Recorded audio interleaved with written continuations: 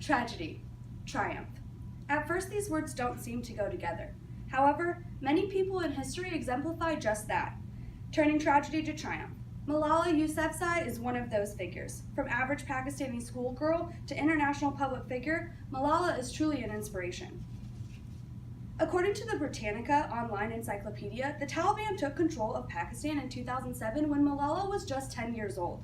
When this happened, they instituted Sharia law.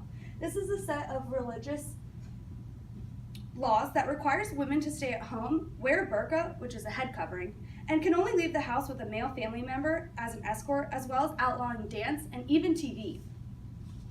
In addition to these, all girls were not allowed to go to school. Malala's father ran an all-girls school that she attended until the Taliban closed the school.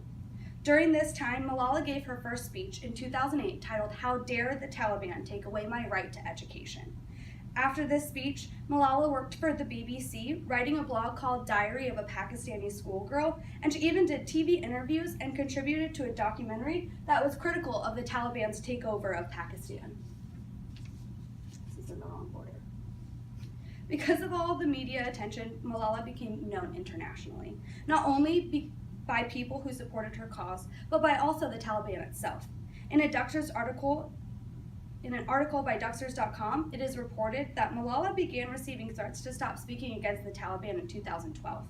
While this was scary for her and her family, Malala is dedicated to standing strong against the terror group that held her country hostage.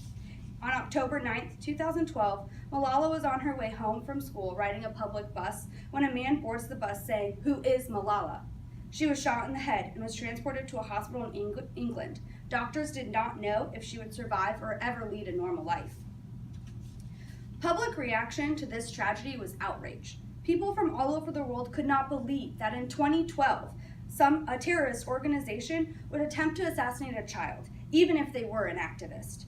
After some months, Malala did recover, and in 2013, she spoke at the United Nations to commemorate World Malala Day, saying on July 12th, saying, "This is not my day, but a day for all boys and girls who fight for their education and their rights."